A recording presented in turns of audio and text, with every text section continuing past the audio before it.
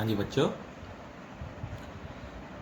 Optical instrument ਦੇ ਵਿੱਚ ਮੈਂ ਪਹਿਲੇ ਦੋ ਲੈਕਚਰ ਜਿਹੜੇ ਬਣਾਏ ਨੇ ਉਹ ਮਾਈਕਰੋਸਕੋਪ ਦੇ ਸੀ।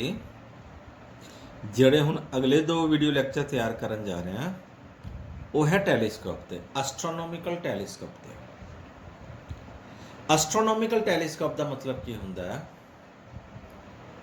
ਬੱਚੋ? ਟੈਲੀਸਕੋਪਸ ਦੋ ਤਰ੍ਹਾਂ ਦੇ ਹੁੰਦੇ ਨੇ, ਇੱਕ ਐਸਟਰੋਨੋਮਿਕਲ ਟੈਲੀਸਕੋਪ, ਇੱਕ ਟੈਰੇਸਟਰੀਅਲ ਟੈਲੀਸਕੋਪ।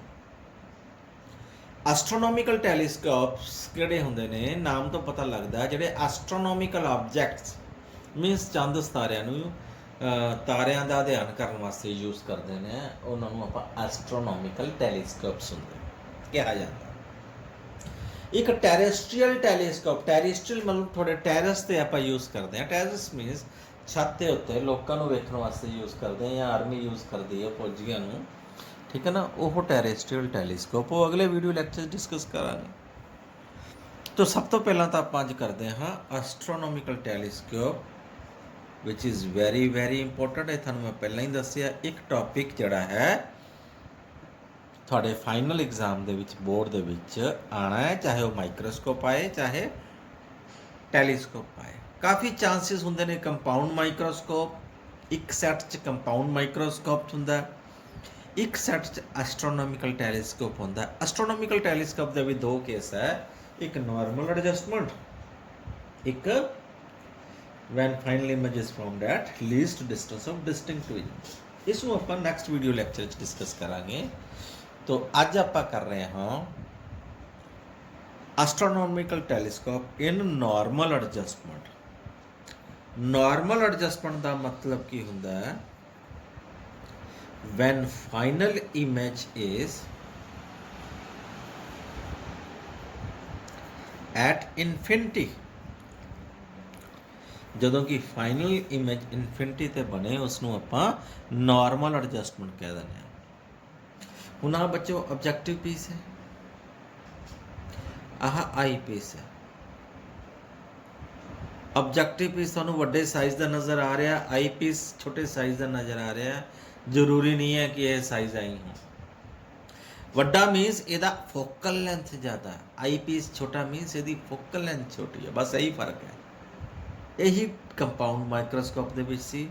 ਉਹਦੇ 'ਚ ਆਬਜੈਕਟਿਵ ਮੈਂ ਛੋਟਾ ਦਿਖਾਇਆ ਸੀ, ਸਾਈਜ਼ ਛੋਟਾ ਨਹੀਂ ਇੰਪੋਰਟੈਂਟ, ਉਹਦੀ ਫੋਕਲ ਲੈਂਥ ਛੋਟੀ ਸੀ। ਆਈ ਪੀਸ ਥੋੜਾ ਸਾਈਜ਼ ਦਾ ਵੱਡਾ ਦਿਖਾਇਆ ਸੀ, ਮੀਨਸ ਉਹਦੀ ਹਾਇਰ ਫੋਕਲ ਲੈਂਥ ਸੀ, ਠੀਕ ਹੈ। ਹੁਣ ਡਾਇਗਰਾਮ ਨੂੰ ਪ੍ਰੋਪਰ ਦਿਖਾਉਣ ਵਾਸਤੇ, ਐਕਸਪਲੇਨ ਕਰਨ ਵਾਸਤੇ ਅਸੀਂ ਵੱਡਾ ਛੋਟਾ ਕਰ ਲੈਂਦੇ ਹਾਂ, ਐਕਚੁਅਲ 'ਚ ਇਹ ਨਹੀਂ ਹੁੰਦਾ। ਅਪਰਚਰ ਦਾ ਕੋਈ ਇਹਦਾ ਰੌਲਾ ਤੋਲਾ ਨਹੀਂ। ਤਾਂ ਫਾਈਨਲ ਇਮੇਜ ਐਟ ਇਨਫਿਨਿਟੀ ਦਾ ਮਤਲਬ ਕੀ ਹੈ? ਆਹ ਬੜਾ ਇੰਪੋਰਟੈਂਟ ਪੁਆਇੰਟ ਹੈ ਬੱਚੋ। ਆ ਜਿੱਥੇ ਐਫ ਓ ਹੈ ਉੱਥੇ ਹੀ ਐਫ ਆਈ ਹੈ। ਇਨ ਨਾਰਮਲ ਐਡਜਸਟਮੈਂਟ ਦਾ ਮਤਲਬ ਜਿੱਥੇ ਫੋਕਸ ਹੈ ਆਬਜੈਕਟਿਵ ਲੈਂਸ ਦਾ, ਆਈ ਪੀਸ ਨੂੰ ਇਸ ਤਰ੍ਹਾਂ ਐਡਜਸਟ ਕੀਤਾ ਹੋਇਆ ਹੈ ਕਿ ਉਸੇ ਪੁਆਇੰਟ ਤੇ ਆਈ ਪੀਸ ਦਾ ਫੋਕਲ ਲੈਂਥ ਹੋਵੇ। ਹੁਣ ਆਬਜੈਕਟ ਦਾ ਇਨਫਿਨਿਟੀ ਤੇ, ਐਸਟਰੋਨੋਮਿਕਲ ਆਬਜੈਕਟ ਚੰਦ ਤਾਰੇ ਦਾ ਇਨਫਿਨਿਟੀਆਂ ਤੇ ਹੋਣਗੇ। ਪੈਰਲਲ ਰੇਜ਼ ਆ ਰਹੀਆਂ ਨੇ, ਕਿੱਥੇ ਇਮੇਜ ਬਣਾਏਗੀ? ਫੋਕਸ ਤੇ, ਕਿਹਦੇ? ਆਬਜੈਕਟਿਵ ਲੈਂਸ ਤੇ, ਫੋਕਸ ਤੇ। ए डैश बी डैश जड़ा है, ए डैश बी डैश की है? ऑब्जेक्टिव लेंस का फोकस। तो नॉर्मल एडजस्टमेंट इस तरह की भी है कि यही आई पीस का ही फोकस है। तो जड़ा आई पीस की इमेज कितने बनेगी? इनफिनिटी ते, राइट। तो ये मैग्नीफाइंग पावर क्या होएगी? What will be the magnifying power? तो magnifying power will be defined as m, and it is denoted as m, and is defined as ratio of b beta upon alpha. Means in normal adjustment it is defined as the ratio of angle subtended at the eye by the final image to the angle subtended at the eye by the object directly when final image and object both lie at infinity। final image भी infinity ते है ते object भी infinity ते है। तो आई तो angle बनाना, final image का बीटा तो एंगल बना रहा है, तो अल्फा है ऑब्जेक्ट एंगल बना रहा है। ये किवें? क्योंकि बेटा जे आप पैरल रेज खिंचांगे इत्थों तो इत्थों आलमोस्ट, जे मैं इस तरह का एंगल खिंच भी लावां तो आलमोस्ट वही एंगल होएगा जो इतने बन रहा है। ऑब्जेक्ट भी आई तो सेम एंगल ही बनाएगा। तो magnifying power is equal to beta upon alpha. As angles are small,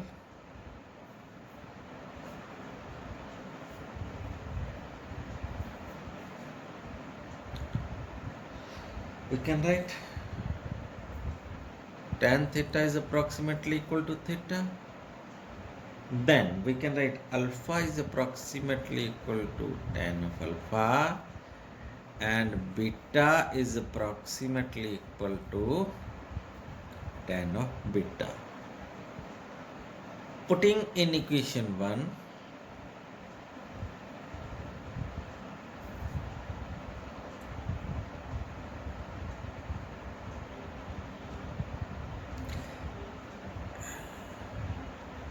magnifying power आ जाएगा tan of beta upon tan of alpha. Now in triangle A dash B dash C2, A dash B dash C2 a छोटी वाली triangle, what is tan of beta? A dash B dash upon C2 B dash लिख सकते हैं ਅਸੀਂ। Similarly in triangle A dash B dash C1, A dash B dash C1, this one is C1, C1, A dash B dash C1, tan of alpha लिख सकते हैं A dash B dash upon C1 B dash. Now putting this value in equation, in this equation, in equation 2, putting the value of tan beta, tan alpha in equation 2. So magnifying power m, which is tan beta A dash B dash upon C2 B dash upon divide करेंगे, ऊपर multiply कर देना, C1 B dash upon A dash B dash कट्टिया जाएगा। तो अपने को relation क्या आ गया, C1 B dash upon C2 B dash, and we know what, जड़ा C1 B dash है, this is C1, this is B dash, that is called plus of FO, focal length for objective lens, and C2 B dash है, this is C2 B dash, that is minus of FE, focal length for eyepiece. Minus sign means क्योंकि incident ray ਦੇ opposite direction ਦੇ ਵਿੱਚ distance major ਕਰ ਰਹੇ ਹਾਂ। तो ये वैल्यूज पुट कर देंगे, ਇਹਦੇ ਚ वैल्यू आ जाएगी F upon minus of F B, means magnifying power की फाइनल वैल्यू आ गई एफ अपॉन एफ बी।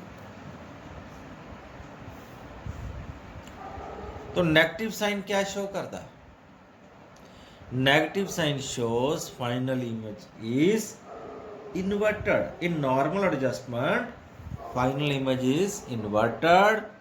तो doesn't matter in astronomical objects, astronomical objects ਆਪਾਂ ਚੰਦ ਤਾਰੇ ਜੋ ਵੀ ਦੇਖਦੇ ਹਾਂ ਉਸ ਰਾਉਂਡ ਸ਼ੇਪ ਦੇ ਵਿੱਚ ਹੈ, तो फाइनल इमेज ਦੇ ਵਿੱਚ ਜੇ ਆਪਾਂ ਨੂੰ ਉਲਟੀ ਨਜ਼ਰ ਆ ਰਹੀ ਹੈ ਤਾਂ ਦਿੱਕਤ ਕੋਈ ਨਹੀਂ ਹੈ, लेकिन ਟੈਰੇਸਟਰੀਅਲ ਟੈਲੀਸਕੋਪ ਵਾਸਤੇ ਇਹ ਦਿੱਕਤ ਆ ਜਾਏਗੀ। ਮੀਨਸ ਜੇ ਆਪਾਂ ਇਸੇ ਟੈਲੀਸਕੋਪ ਨੂੰ ਚੱਕ ਕੇ ਐਸਟ੍ਰੋਨੋਮਿਕਲ ਟੈਲੀਸਕੋਪ ਨੂੰ ਚੱਕ ਕੇ ਟੈਰੇਸਟਰੀਅਲ ਆਬਜੈਕਟਸ ਨੂੰ ਦੇਖਣ ਦੀ ਕੋਸ਼ਿਸ਼ ਕਰਾਂਗੇ ਤੇ ਸਾਨੂੰ ਉਹ ਆਬਜੈਕਟਸ ਪੁੱਠੀਆਂ ਨਜ਼ਰ ਆਉਣਗੀਆਂ ਤਾਂ ਉੱਥੇ ਕੰਮ ਨਹੀਂ ਕਰੇਗਾ। ਲੇਕਿਨ ਐਸਟਰੋਨੋਮੀਕਲ ਆਬਜੈਕਟਸ ਦੇ ਵਿੱਚ ਇਹ ਟੈਲੀਸਕੋਪ ਕੋਈ ਦਿੱਕਤ ਕ੍ਰੀਏਟ ਨਹੀਂ ਕਰੇਗਾ। ਠੀਕ ਹੈ ਬੱਚੋ, ਇਹ ਸੀ ਆਪਣੇ ਕੋਲ astronomical telescope in normal adjustment. ਠੀਕ ਹੈ, ਕੱਲ੍ਹ ਨੂੰ ਅਗਲੀ ਵੀਡੀਓ ਲੈ ਕੇ ਆਵਾਂਗੇ। Thank you, have a nice day.